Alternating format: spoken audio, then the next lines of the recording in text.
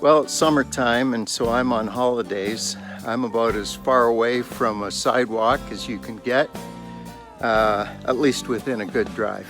I'm on a little section of the Bruce Trail right now, and I'm up near Lion's Head, Ontario. You know, this Bruce Trail goes from the far end of the Bruce Peninsula all the way down to Niagara, and goes right above the city of Hamilton, where today's guest is from. Kevin Makins is the pastor of Eucharist Church, and Eucharist Church is in downtown Hamilton. He started it at the age of 23, 10 years ago, and he's got a fascinating story to tell about many of the experiences that he's had pastoring in this setting. He also recently released a book, Why Would Anyone Go to Church?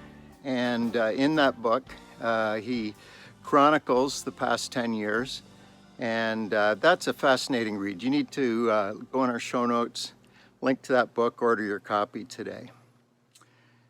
Bill Rielly, our co-producer, and myself drove to Hamilton recently, where we met with Kevin in the office of Eucharist Church. And what a great guy. He showed hospitality and allowed us to conduct a couple other podcast interviews there. So we were so grateful for his hospitality. Well, without any further ado, I want you to meet Kevin Makins from Eucharist Church. Kevin, I started this podcast because I wanted people to see and hear how God is at work in Canadian cities. So let's start with this place. We're in Eucharist Church. The building. The building of Church. yeah, if you of course. Look at the sign. It says very smallly, the building of Eucharist That's right, Church. the building of Eucharist Church. And while we're sitting in this back office, I looked out the window a few moments ago and saw a family of raccoons on your neighbor's house. They attend occasionally. Yeah. They're not every Sunday, but they come sometimes. Raccoons and the occasional squirrel. And the occasional squirrel, yeah. Uh-huh. St. Francis up in this urban St. Francis. So to get started, tell me about this old house we're sitting in, and then take me on a 5 senses tour of the downtown Hamilton that you know. Oh, it's depending on the neighborhood you're in, you want to use different senses. It's a very, I'm born and raised Hamiltonian, so I'm allowed to tease it. We're sitting in what was originally the Victorian Baptist Church. That was back in 1875-ish. It was built. Mm-hmm. We've got a Hamilton historian in our church, and he's been looking up all these articles and finding all these small print. I don't know how he does it. He goes to the library and looks up. He's found all these, the opening day of this building and fishing what it used on to the be microfiche. like. And, yeah, it's unbelievable, and that this was once the prettiest street. Oh, beautiful Victoria Avenue, and so you read back in 1890 what this place is like, and now it's a very different neighborhood. But we bought this building off of the Romanian Baptists. So it was the Victoria Baptist Church. They sold it to the Romanians 30, 40 years ago, mm-hmm. when they were kind of a full congregation with young kids. And then their kids went to English-speaking churches or stopped mm-hmm. going to church, stopped being a part of the church. And so the Romanians were down to about a dozen. And we happened to make contact through a friend of mine who runs a bar who wanted to buy the building as a concert venue. And they mm-hmm. said, "What church are you?" And he said, "I run a bar. I don't have a church." And so they said, "Oh, no, we can't sell to you." And then he saw me at a party and was like, "Makins, you guys are a church. You should phone these Baptists." And so we got their contact and ended up meeting with them. And through a long kind of story, which people can read more about in the book if they're interested, how it kind of all went down. But we ended up picking up this building and taking it on. Feeling like this is kind of a baton pass. Mm-hmm. And we don't know if this is our job forever to run this building or mm-hmm. if it's ours for a season.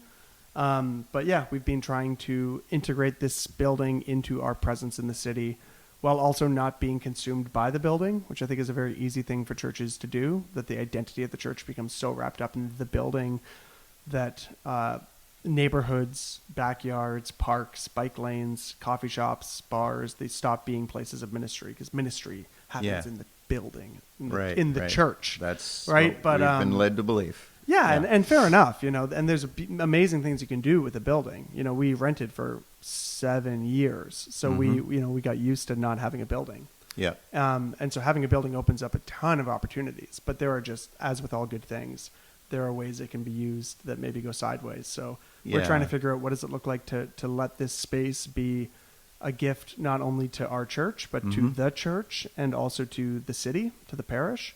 And that's kind of, now in COVID times, a whole other question. What does it look like to use spaces like this well without being used by them? And so we are continually figuring that out. Yeah. But grateful that God, most days I'm grateful that God dropped this on our lap. Some days I'm like, God, maybe you could have just given us a nice, air-conditioned, hall we could rent. Because there are times where you're like, gosh, this is a lot of work.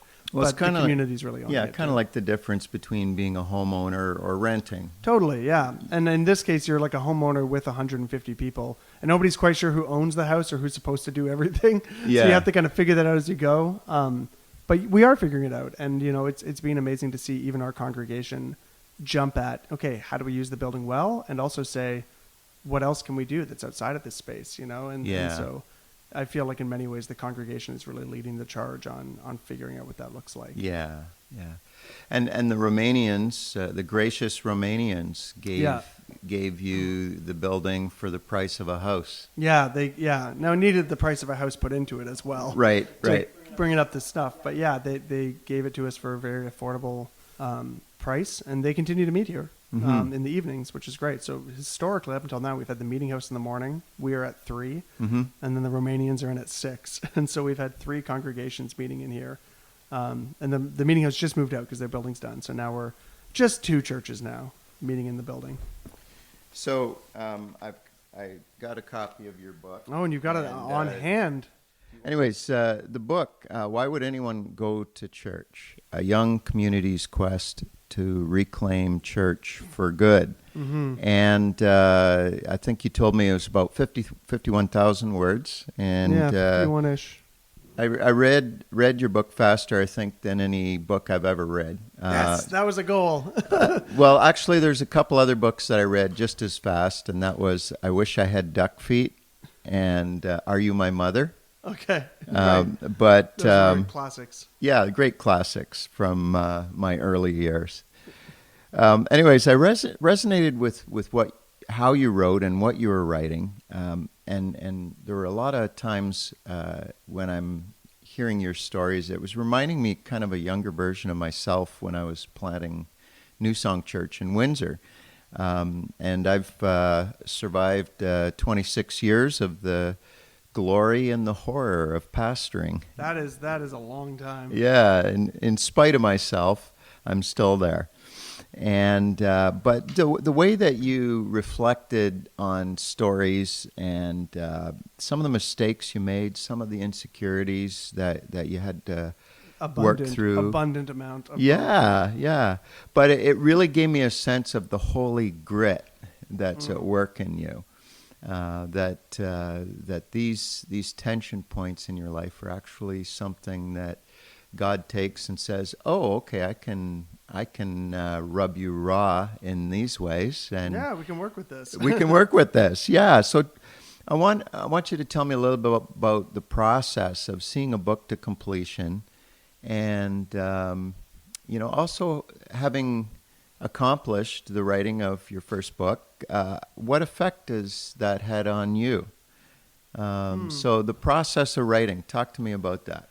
Yeah, I think it's got to be different for everybody, but for me, the writing really came. I think I was reflecting on this the other day. I think there's 2 ways to write. One is you write what you think and then you try to live it out.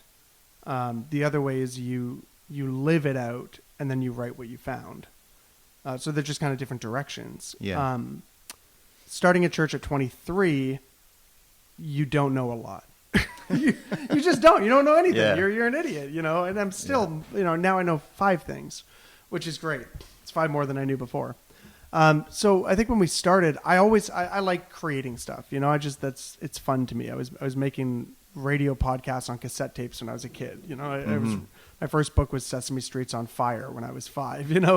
So I always had this feeling of like, oh, someday I want to write. I want to write a book. And when you get into theology world and you get into pastoring world and, you're young and in seminary, you go, oh, I'm going to write a book like these books I'm reading. Because written by 60-year-old men. Right. Yeah. You're like, oh, I'm going to contribute to this. And had wise mentors early on that I talked to say, don't write for a while. Like whatever you write, you're going to regret it later. Mm-hmm. There's no way you're going to write a masterpiece your first kick. But if you wait a couple years, you'll know what's true. Mm-hmm. You'll know what actually is true. Not your theories, but what you've learned to be true. There's a reference in there that's kind of a wink to Wendell Berry's Jaber Crow, where he says, you're going to have to learn to live the answers. You're asking questions to which you cannot be given answers. You're going to have to learn to live the answers. And then the character responds, well, that might take a lifetime. And the priest responds, it's a priest or a teacher, I forget. But he says, that might take a lifetime. He says, I'll tell you a secret. It might take longer. And so, yeah, that's great. I think that I kind of made this commitment. I don't want to write till I'm 30, which is not old, but is long enough to know if these things are true, so that the odds of me regretting what I wrote are lower. I'm going to regret some things, but they're less likely. So I think for us, the process was living this out for about 7 years on the ground. Do these things make sense? What emerges in Hamilton in this particular context? In Canada, with these kind of people, what emerges and what is fruitful? And then let's look at what was fruitful and write it down. So most of that was stories, because that's how we experience fruitfulness. That it wasn't a numbers thing, like, well, we grew to this number, so let's share this, share how it happened. Right. It was, here's somebody encountering God in a new way. Here's somebody learning to forgive somebody else. Here's my own insecurities coming up, and here's how God's helped me resolve those. And so those were the places where we saw fruit. So once, 7 years in, I started gathering the stories, writing them all down, just to get a sense of, when I talk to people and they ask me the question about Eucharist, I always go to these 5 stories. I should write those 5 down. And I always tell it this way. I should write that order of events down. And, after a couple of months of writing, I realized, okay, there's something here. I don't know where this is going, but this is the fruit of kind of the last, at this point, the last decade. Here's some of the fruit of it. And so now let's articulate that. So learning to write about that, and that was its own challenge. But that was really satisfying and really fun. And if it ended there and all this was a gift to our own church to say, hey, here's what we've learned. Here's my, as one of the pastors here, here's my best eyes on what this has been, that would have been enough. That would have been satisfying, just writing it and giving it away to our community. But now to hear that people around the world are reading it. Like I got an email from Argentina. And you're just like, what? And they're like, this is really resonating. Yeah. And you're like, well, it's a book about Hamilton, Ontario. How can it resonate in Argentina? But I think the places we've seen fruit then become these there are universal elements in these particular stories. And so that it's getting traction, that it's being picked up, that's being, passed around. That's awesome. But that's almost icing on the cake. The cake is good enough. So, you better enjoy the process of it, because that's the part you do get to know. And so for me, I think the writing process had to be something that made sense in my life. It wasn't distracting me from what mattered most. It wasn't interrupting my love of my local community or my local city or my family or my friends. It kind of had to fit in life. And I think it didn't happen perfectly, but it did. It did find its place, and it became a very meaningful process.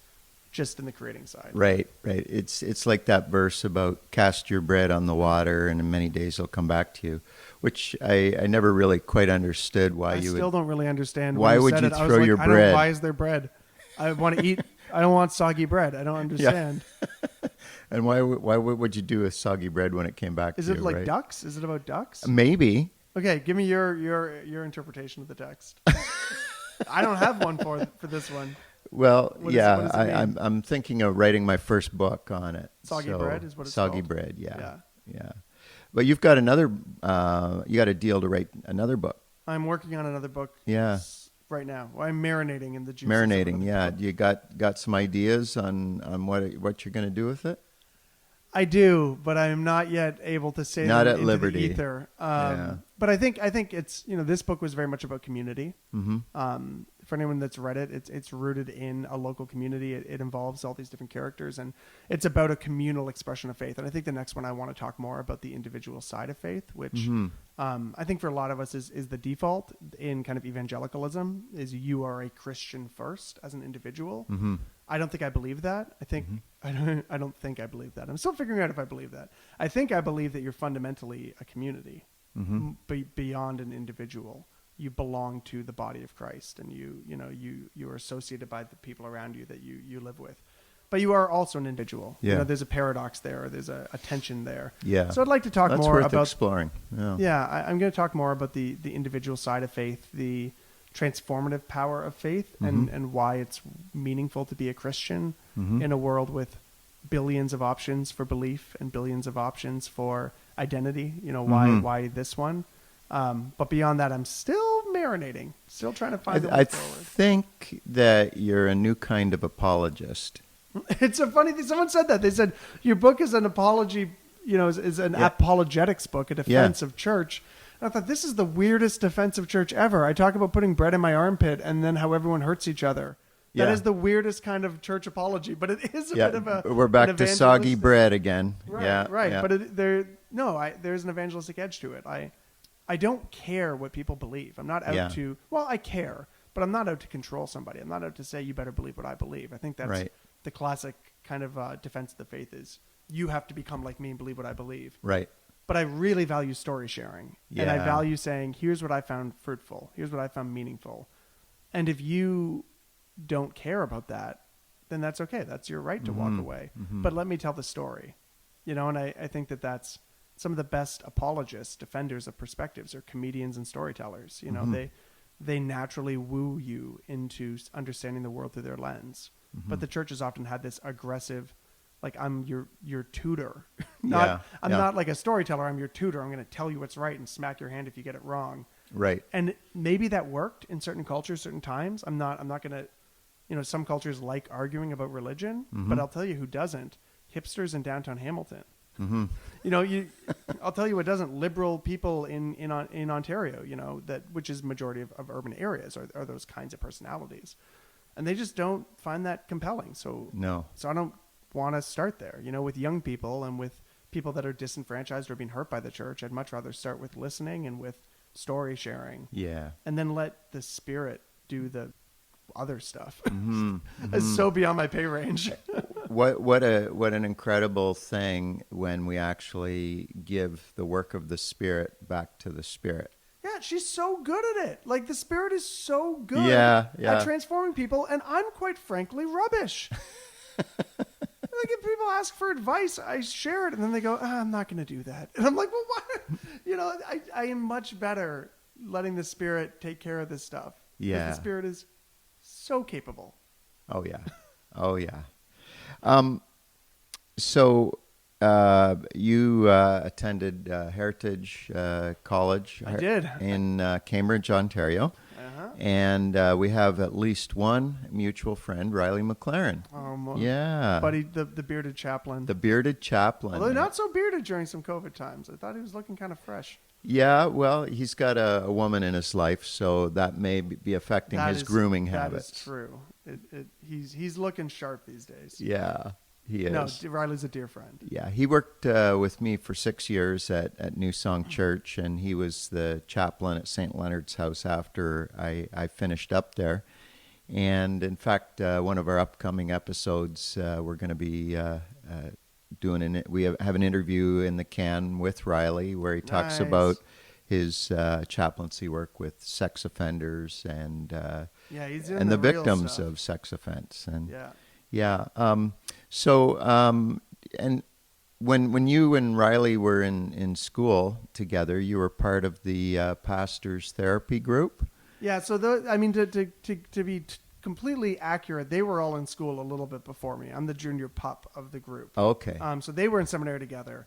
I was like just starting as one of them was just wrapping up his seminary. We had one class overlap, but we had this vibe with each other. My friend John Warner and I, we had this vibe of like, Yeah, you and I we've got questions. We're asking similar questions in this, and lots of people in the group had all sorts of questions, but the ones we were asking, there was a resonance there. So he invited me into the pastor therapy group with those guys about, I guess it was 6 or 7 years ago, back when we were just kind of new in church planting, and a number of them had been church planting or were now in different church settings. Yeah. So we kind of became each other's safe harbor to ask the really hard questions, to dig into each other, to ask each other the tough questions, to hang out till 5 a.m. and talk. And that was a great I think I heard Rielly describe the pastor's therapy group one time where he said that you would get together and whoever's turn it was to sit in the chair, that you'd go around the circle and everybody would just basically take shots at the guy in the chair and like shots in love, like how you loving shots. Well, you can only really tease and get a thumb on someone and to really know him, you got to love him. But permission to dig in, right? Permission to say, hey, I think that I'll take something that maybe I'm working on. I'm working on this project and I'm really loving it, but I also think I might have an ego problem. So can you guys just dig into it for a while and help me figure out if this is 49% ego or 51% ego? Yeah, and it's like that's helpful to have those kind of people in your life who go, we're going to ask you the hard questions. But we're for you. We're with you. And the church has often had this. You've got to keep your guard up. You've got to keep a mask on. You've got to say the right things. You've got to fit in you got to check the right boxes, or else we can't be friends. We can't be family. Right. And it's like, what kind of weird family is it that you got to check the right boxes to be family? Like I'm Orthodox. I have no problem with orthodoxy. Yeah. I have no problem with denominations. I have no problem with theology. But when that becomes the primary, when the primary fidelity between us is not the love of Christ, but is your alignment with me, your correctness in my perception, this is not a very compelling friendship. Yeah.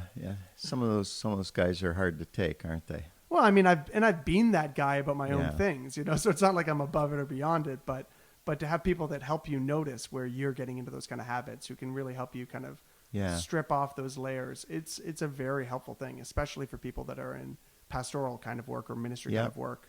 But I imagine every kind of career, every kind of life stage, that kind of thing is helpful. It was really interesting in your book to read about you are a church that has a certain created liturgy patterns that are unique. We do liturgy poorly. That's what I often say. To anyone who has no liturgy background, they think we're like high church. But anyone with even an ounce of high church in them is like, what kind of mutts are these? So we do liturgy poorly. That's our brand. So tell me about some of the droolings and sniffings of the mutt. What, some of the liturgy stuff? Yeah, some of the ways that Eucharist Church. In your book, I was fascinated by some of the things you do. You got to tell me about Nap Sunday and the funeral for Jesus and some things like that. These things are all like they ring nostalgic now because our church is just going through this COVID moment like everybody else. So actually having everyone in our church read the book has been beautiful because they're going, oh, I remember this matters, because we've been apart for 4 or 5 months, and we actually had to do a digital wake this year, which was nice, but not the same. But it's nice to remember these things because we will eventually get back to some of those.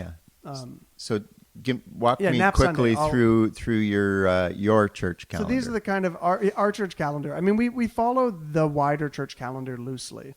Part of that is because our identity as a church, though we connect with a denomination, we're tied in with a network of churches in Hamilton. True City. We've always tried to not be a church that says, when you come to the church, here's what we are, and you now have to fit into this. Right. But we'd rather say, I talk about this in one of the chapters, we're not a restaurant with like our own menu. We're a potluck. So if you come here and you're Pentecostal, please don't stop speaking in tongues. We need you to speak in tongues. Now, we may not have like a part in the service where everyone speaks in tongues because it's not part of everyone's spiritual heritage or DNA. But if you have those gifts, bring those gifts, and so if you are Anglican, don't get un-Anglican when you get here. Bring some of that in. So we've tried to say, we want to be a reconciling table, reconciling in many different ways, but one of them is the reconciliation of God's bride, of the bride of Christ, which has been scattered to countless denominations. So part of that was saying, well, if we have a church calendar, that gives us a natural rhythm in which to understand the fullness of the church's life. So, we have a lot of artists. And so we'll say, okay, well, when do you make art? Well, Advent's a good time to make art because that's a season. Lent's a good time. Easter's a good time. When we need rest, well, when can we get rest? Well, rest maybe in the summer. What does the summer fall in? Well, it falls into a season called ordinary time. So what if we practice ordinary time through July and August, since that's a time that we want to rest? So we kind of started by just saying, what is the existing church calendar? And how do we allow that to live in our community? And for some people, they'd never even heard of the church calendar before. And for other people, they were like, I'm Catholic. I've been doing this my whole life. You guys suck at it. But hey, you're trying. And so that's great. So then from there, it started being, well, what if, I have a line in the book talking about this, but we were so tired after Christmas one year. We did this art installation for Advent. We were renting from this gorgeous church downtown, and we were setting up and tearing down every week. And it was apocalypse themed, and we had this big Christmas monster we had made, and every week we tore down and set up. It was exhausting. And then Christmas Eve happened, and that was like, that we did it. And then 3 days later, it was the Sunday after Christmas, and I'm supposed to, start a new sermon series? Yeah. Like, we're fried. Yeah. Everyone in our church is fried. And everyone's exhausted. And I thought, well, what can we do? And as we talked about it, we thought, what if we had a service that was just rest? We looked in the liturgy, for the church calendar, and there was nothing. But we thought, well, if the church calendar exists for us, not us for the church calendar, maybe we can just make something up. So that's how we made up Nap Sunday, which is literally everybody comes in like normal to church, but they wear pajamas. Kids bring stuffies. Yeah. And then during the sermon, instead of having a sermon, everyone gets their own pew and everyone lies down, and we have total silence. And someone reads Jesus' teachings about anxiety and worry. Do not worry about tomorrow. Tomorrow will worry about itself. And they read that 3 times over half an hour, and everybody snoozes. And the first time we did it, we heard somebody snoring. And Beautiful. I was like, that's perfect. Nothing says grace like snoring in church. And the theological implication for us became not just that we get rest and Jesus gives us rest, but that grace says you don't need to learn a thing to come to the table. You wake up from your nap. Hey, wake up, everybody. Come on, Jesus has a table for you. It's all set. Yeah. Well, I didn't learn anything in the sermon. I didn't repent this week. It's fine. You don't need to do anything this week. Grace comes to you after your nap. Yeah. That's the power of grace. And so it actually theologically started settling into our bones. Oh, there's something really powerful about not learning, not self-improving, not spiritually growing, and still knowing that the table is for you. Well, it's like in Judaism, the day starts at sunset. So the first thing you do at sunset is you gather everybody together. You gather everybody together at sunset.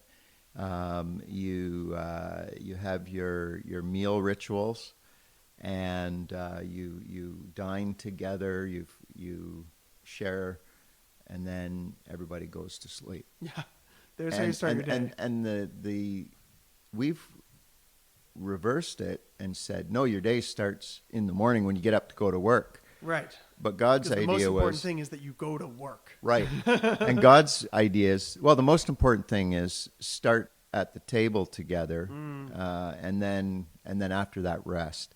Oh, wouldn't that be beautiful? And then work a bit. Out of your rest. After you've rested, get up. Oh gosh, do your work. That's it. It's officially now Tuesday. Wait, no, what day would it be? I'm gonna do the math, and then I'm gonna start my day at dinner time tonight. Right on.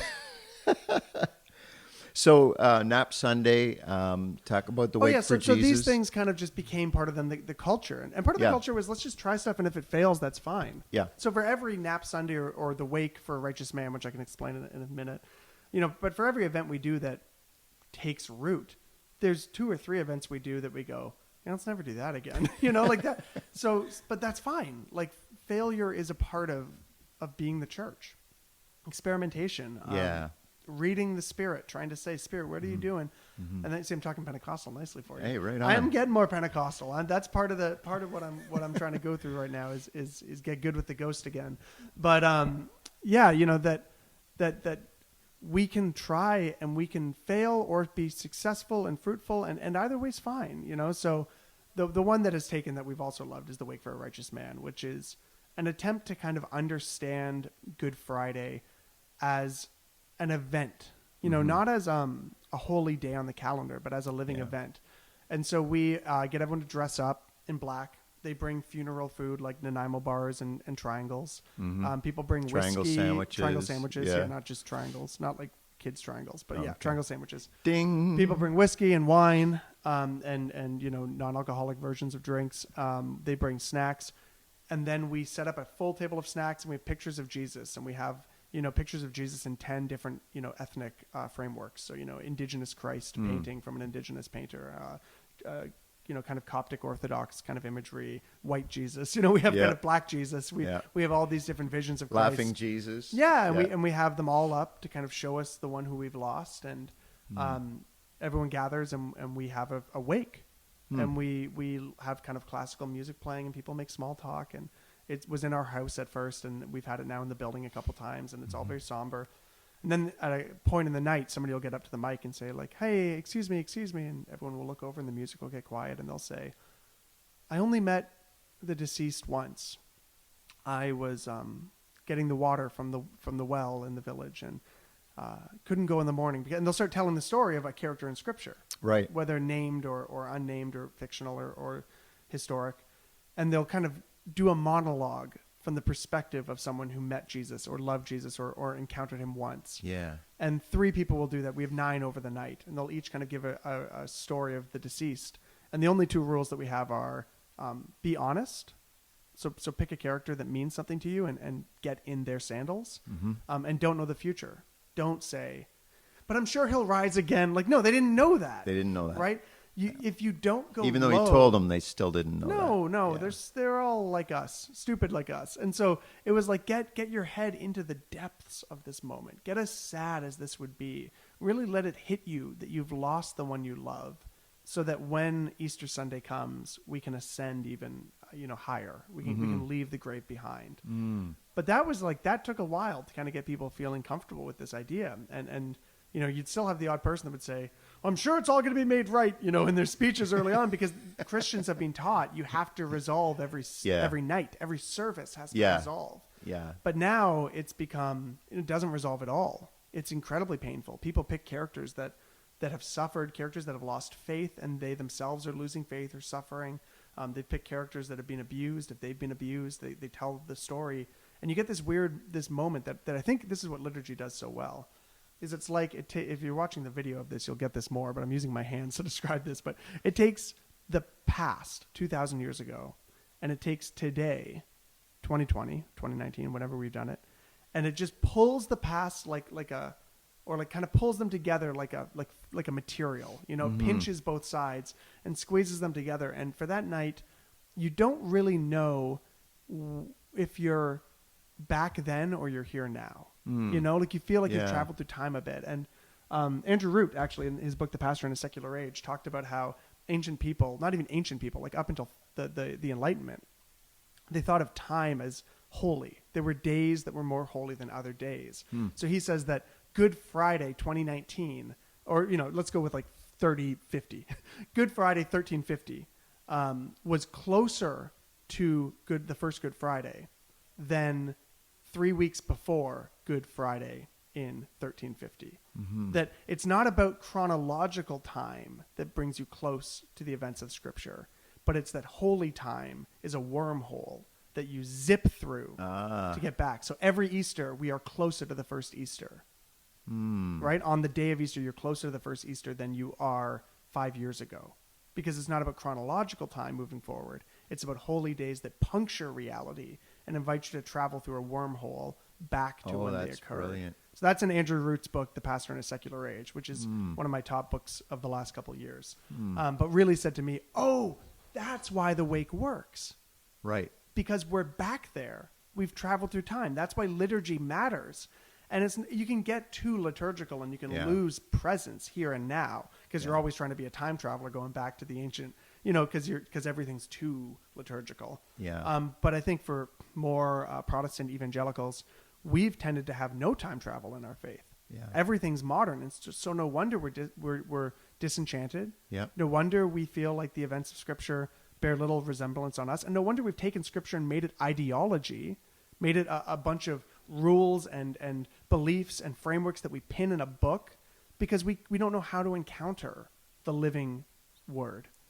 So we codify it, and then we tell people to check the right boxes. Right. And that's fine, but that's not transformative. The kingdom of God is a wormhole. It's a wormhole, and you've got to get in that wormhole. You've got to experience, and the work you do, I'm sure, with New Song and people on the margins encounter the presence of Christ. They're wormholes also. Children are wormholes.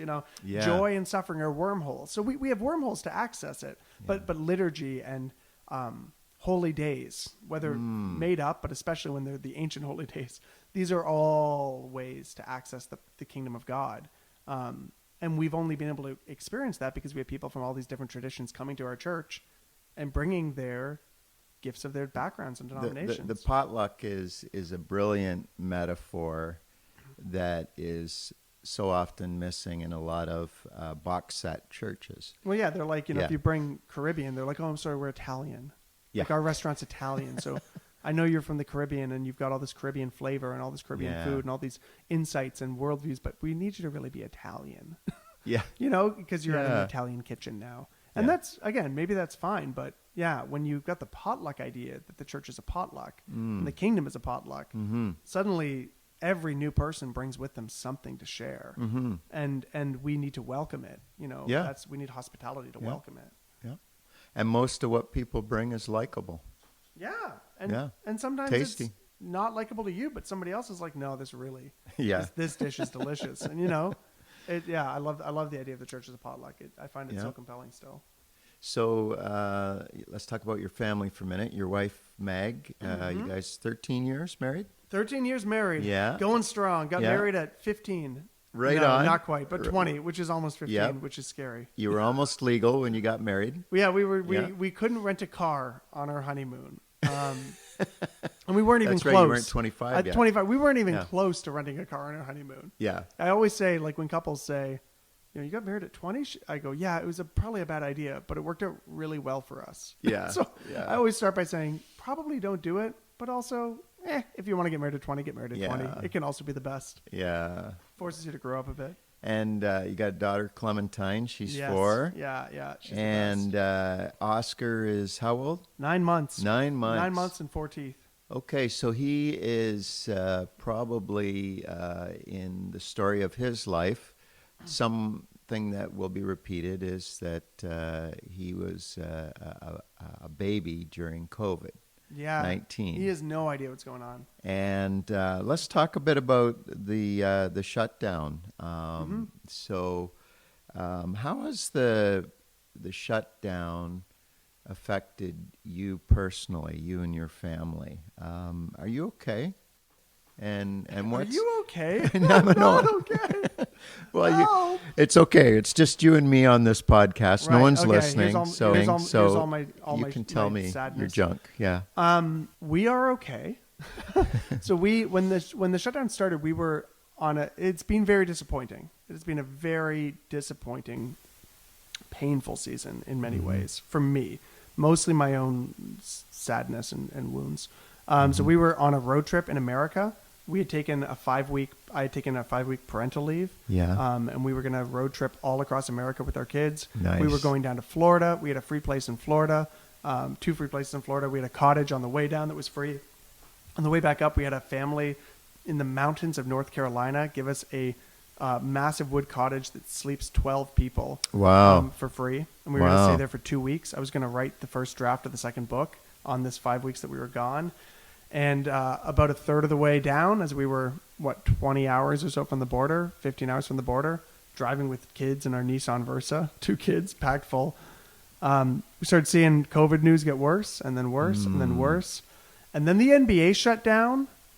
And then we were like, oh, this is happening. The NBA has shut down. Yeah. And suddenly we were stressed and we had to get back across the border, and Trudeau's calling us all to get back.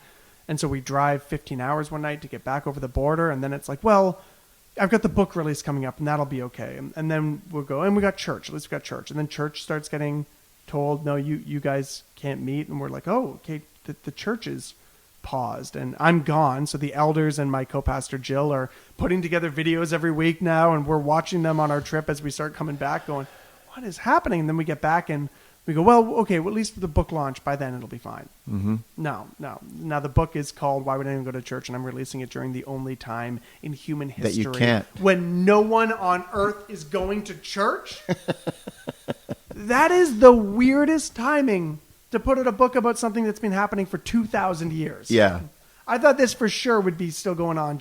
So no one's going to church, and people are going, why would anyone go to church? I wish we could go to church. You go, oh my. And then you go, maybe people shouldn't go to church because you might all get sick. So it's that's all crazy. And then the book starts coming out, and that's gone. And we had a cross-Canada tour booked with 30 cities across Canada that were supposed to be all summer. All of that got canceled.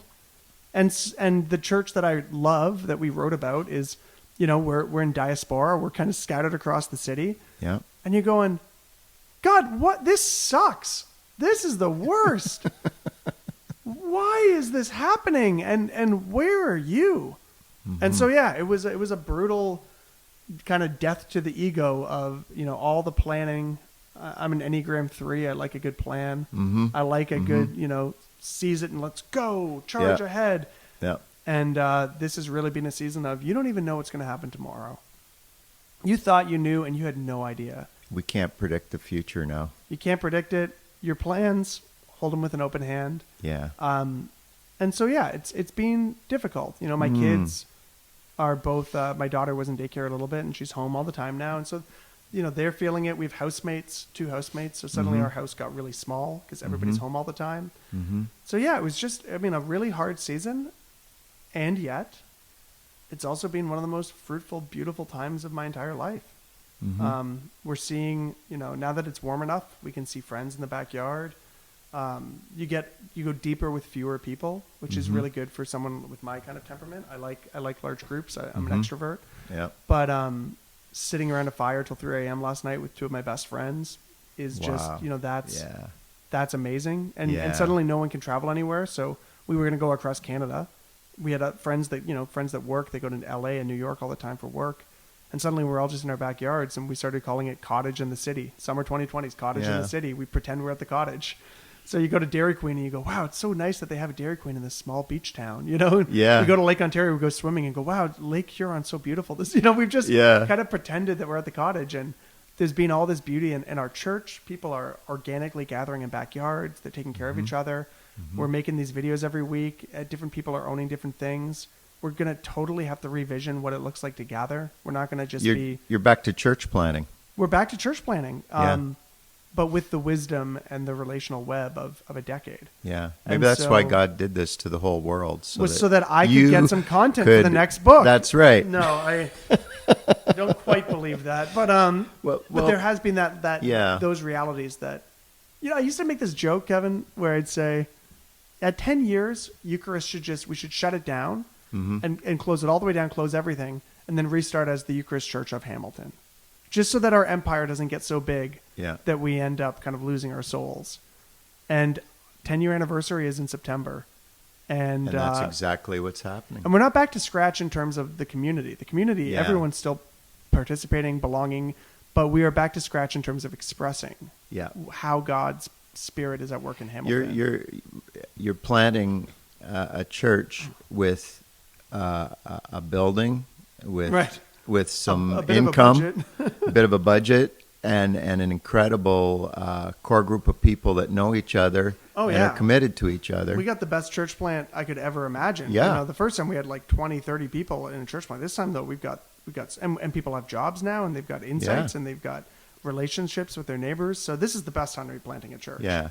And didn't you tell me you have like 60 kids under the age of 6 in your church? Yeah, under the age of 6, not all of them, but there's 60 kids on our roster, and most of them are under the age of 6. Wow.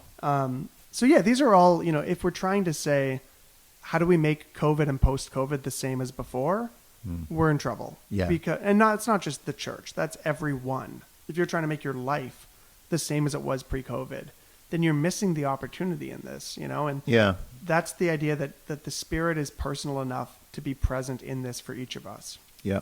And that each of us have transformation to experience. through this time. Yeah. If we're willing, though, on the side of our building, we have a big quote by Henry Nouwen with these two hands, and the quote says, "Who will I be when I stand before you with open hands?" Oh, that's good. And I think that's the COVID question, and it's on our building, thank God, as a reminder. Yeah. Even this building for us is an open hand. What will this look like, this space? What will these people look like? How will these kids engage with one another? How will they engage with you, God? What will we look like when we stand before you with open hands? And if we cling our hands, then this is a horrible time, because God's going to keep yanking things out of our hands, and we're going to be holding on saying, "No, give me it back." But if we can open our hands and trust that God only takes out what has to leave and only gives what we need to receive, then this can become a time where we receive exactly what we've been longing for, and where we lose the things that have been weighing us down for far too long. We're back to the soggy bread, casting your bread on the water. I still don't know what that means. I hope by the end of this you give me a breakdown of that. I don't know if I can, but,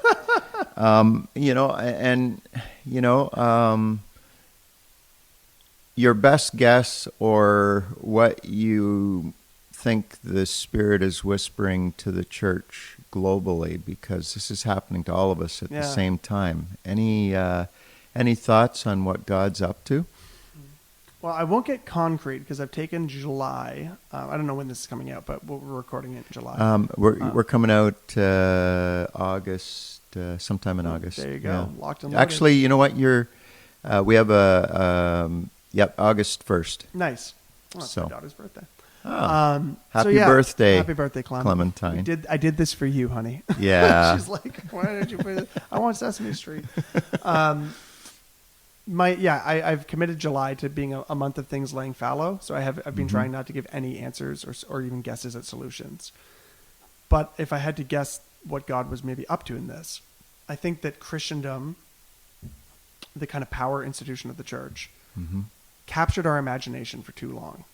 The empire. So even the kind of the idea that Christianity is power, that Christianity is colonialism, that Christianity is converting people to be like you, not experiencing mutual transformation of the power of Christ, but you're going to become like me. Yeah.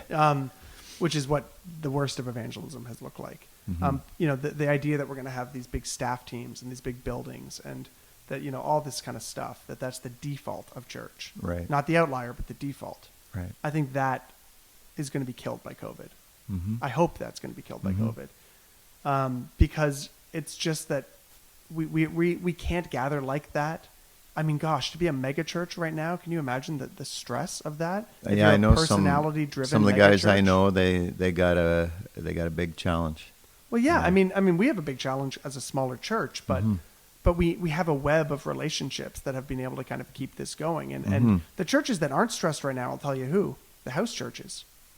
No house church is going, what are we going to do? COVID.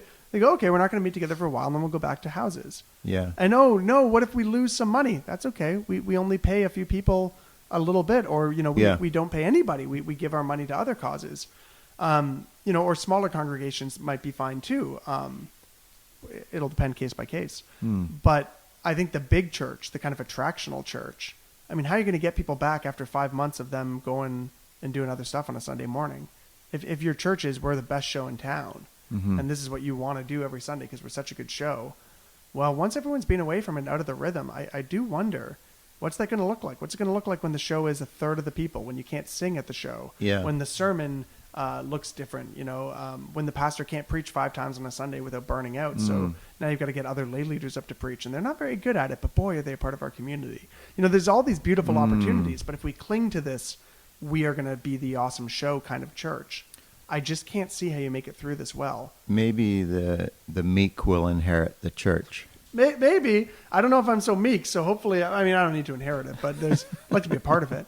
But I think that what we are going to see, and what I hope we'll see anyways, is that the church will stop looking to the biggest and best and brightest and the big conferences and the mega everything as our default. Maybe there's room for those in the kingdom. I don't think there's no room, but I don't think it's the default. And maybe the church will look to the global church. The church in North America will look to the global church, to the underground church, to the home church, to the parish congregation.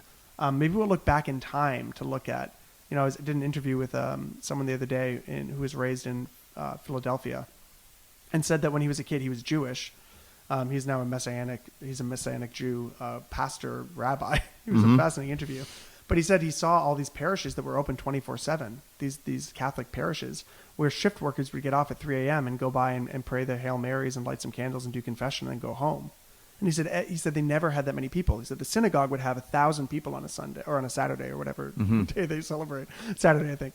They'd be packed full, but then everyone would go home. And he said that was one model, but he saw this other model that was little trickles of people into holy spaces, into little wormholes where they would encounter God, encounter their priest, encounter their relationships with a few people, and then they'd go back home and go back to work. And I think, man, there's an imagination shift. What if the church is groups of 10, groups of 5, groups of 30? And so if we start looking at the global church and the historic church, we're going to find there are endless opportunities. I don't think one is right, but there's just one endless size options. doesn't fit all. No, but there's so many creative options. And Yeah. for so long we've said the one size that fits all is we'll all become big mega churches. That's the goal of every church, is to grow. Yeah. And I just think, no, COVID has killed that, and RIP. Yeah.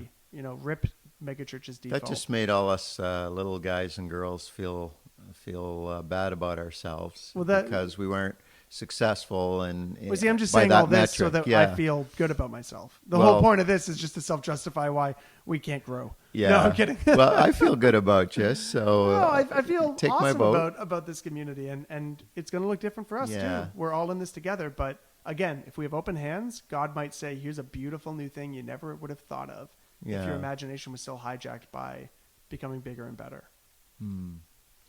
I've got one more question for you. I've got one more rant. Okay, good. Semi-coherent rant. Good, and then we'll have some cheese-a-tar lunch. Yes. Cheese-a-tars. There, I just gave a free plug. We don't even know if it's good yet. We'll have to do a second podcast and review our lunch. Our new food podcast. That's right. So I want you to answer a pervasive question. And why would anyone want to go to church? Oh, isn't that the question that I wrote a book trying to solve? And I think I gave some answers. But, the kind of like shorthand of the book, what I'm kind of trying to get across, spoiler alert. I do it with more funny stories in the book than I'm going to do it right now. But if you're looking to go to church, I don't really understand what the appeal is with going to church. Going to like a service once a week on a Sunday morning, one of the 2 days you're allowed to sleep in because you really want to hear an organ. Or if not an organ, you really want to hear 5 dads shredding guitars to the added chorus of Be Thou My Vision. That's what you want on your Sunday morning, your one day off. You really want to hear a book report on a 2,000-year-old letter by a guy who's up there every week giving the same book report, or a woman who's up there every week giving the same book report. Did you wake up this morning and think, I really need some mediocre coffee? I really need some, no. No offense, but except for the rare outliers, churches are not that good at an entertainment level. No. I go to, now this is all pre-COVID talk, but I go to comedy shows, and that's honesty. Mm-hmm. You want honest confession. That's comedy. And you'll laugh the whole way through. Mm-hmm. I want to see good music. I can drive to Toronto and catch Bon Iver playing, to 10,000 people, or I can go downtown and catch a theater and an intimate set of music. There's no limit to options. I got yoga. I got TED Talks. Mm-hmm. I can Google at any point and hear the best sermon in the world. I'm going to go to church and listen to the priest give a homily. Yeah. But that's all if we view church as a product to be consumed. Or if we view church as a place we go. So I'm not sold on going to church. I'm truly sold on being the church. So, all of that I just described is not compelling to me. Or at least compelling enough to be the motive to go to church. But then you say, what if you went to a place where everyone participates, including the dads rocking on the guitar? Everyone plays a role because they can play music. And somebody made that coffee. And of course, it's not the world's best coffee. It was made in a big carafe because that's the way you make coffee that can be affordable enough for anyone to come in. And how much is the coffee? It's free. Yeah. And who gets to drink it? Anyone. Someone can walk in off the street and have a cup of coffee at our service and then walk out afterwards. And that's fine. Tell me where else you get that in a city. Mm-hmm. Where else do you get The sermon wasn't that good. Well, you know what? The preacher was a 23-year-old seminarian, and it was her second sermon. Where else do you get to hear somebody vulnerably share good news when they're just learning themselves? And yeah, it's loud in here, and the kids are kind of crazy. Where else do kids get to go and be a part of something? I can give you a list of places where kids get to go and be the center of things. Mm-hmm. But where do they go when they're told, you're not the center here? Christ and his table is the center, but you are welcome. You belong here. Not when you act like a grown-up, you as a kid. Where else do you get people in their 70s and their 80s together with people in their 20s? Where else do people make public art together that anyone can come see for free? Yeah. Where else do we pool our resources so that we can pay people who maybe help facilitate this, but also where we can create mission program outreaches that work? Where else do you give money that then says, let's give money to other places? And what are the most important things happening in our city? So the church, when you view it through that framework as a living organism, oh my goodness, that is the most compelling thing I can think of. A place where you go and you're going to accidentally hurt each other, and then you're going to be given the antidote to the poison. You're going to hurt each other, and then you're going to be told how to forgive each other. When was the last time you saw somebody on Twitter say, I'm really sorry for how I acted, and someone says, you know what, I forgive you. We all make mistakes. There's grace for you. Yeah. On Twitter. Yeah. I'll tell you, I don't see it. But in the church, I've seen it time and time again. And so none of that is lost by COVID. No. Right? None of what matters about church is nothing that matters will be lost. And all of that is why I believe we should be a part of the church. And if somebody's listening to this and they think, yeah, I'm not there yet, that's fine. Like, I completely understand. It is countercultural and upside down, and I get it. But if anyone listening to this, is either a part of a church or on the fence, I think there's something so beautiful and compelling in that must be why God gave us this expression. People, community, a table, bread and wine, forgiveness of sins, a story, a scripture, the presence of the Spirit being noticed by a group of people in a room. I just think that is worth giving our lives to. And I think I would say that even if I wasn't a pastor. I hope I'm a pastor because I believe that. Yeah. Not I believe that because I'm a pastor. Maybe someday, I heard you were in it for the money. Yeah. I mean, when we church planted, I had another job for the first 5 years, which helps me believe that I wasn't in it because it was a job. Because for the first 5 years, I was hardly paid. And I got to work at the group home full time while I was doing church planting. Yeah. Now the congregation has been very kind and said, no, we don't want you to have to work 2 jobs just so that you don't feel weird about it. Like, we want to pay you so you can do this. But I hope that if COVID means that I'm part-time or I lose my job, and I hope I'm still a part of this church. I hope I'm still helping guide and direct this thing, whatever the future looks like. Again, who will I be when I stand before you with open hands? If God says, this is the time where we no longer have full-time clergy, I'm taking that out of your hands. I have to trust that is good for me and good for the congregation. If God says, no, you're going to continue to be in a job here, but it's going to look different, I have to trust that God's going to take out what needs to be taken out and put in what's going to be put in. And that's an awful thing to experience. It's painful. But it's also the best, because then I don't need to stress about it because it's God's work, not mine. Yeah, there's something, I think, apocalyptic about what we're experiencing right now, and the beauty of the apocalypse is that it's an unveiling. Yeah. And God wants to reveal something about the true nature of his kingdom. Yep. And, why would anyone go to church? Well, church is a wormhole. And if I wrote the book now, I'd have a chapter called Church is a Wormhole. Church is a wormhole. In the next book, I'll have some wormhole stuff, I'm sure. And if it doesn't take me to another world, then I'm not going. Yeah. Amen. Yeah. Kevin, just thank you so much for your time today, and also for sharing your space. We're going to record a couple other podcasts here in your space, and I knew when I read your book that I already liked you without meeting you, and now that I've met you, I know that I still like you. You're a likable guy. I still failed boot camp. If not everyone thinks I'm a likable guy. Yeah, that's a whole other podcast right there. Yeah. Wow. Thank you so much, Kevin. Thanks, guys. Well, Kevin is a trailblazer, and he has a lot of insight, things that I think are valuable to the church at large. in Canada, especially for those of us who are involved in the urban church. Our next guest on the next episode of Sidewalk Skyline podcast is the Reverend David Wells. David Wells is the General Superintendent of the Pentecostal Assemblies of Canada.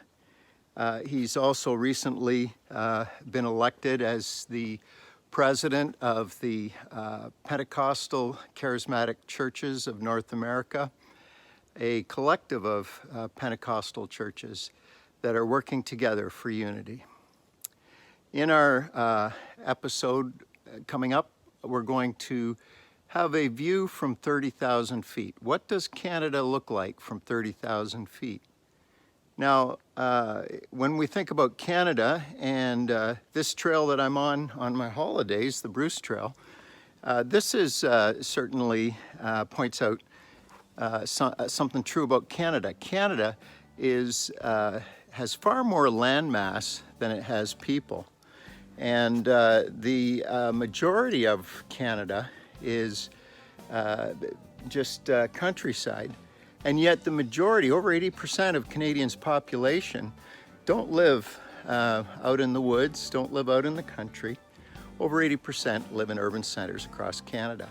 And we see the pattern through the Gospels and the Acts and the Epistles, all through the New Testament church, that the early church was founded on major roots in major cities.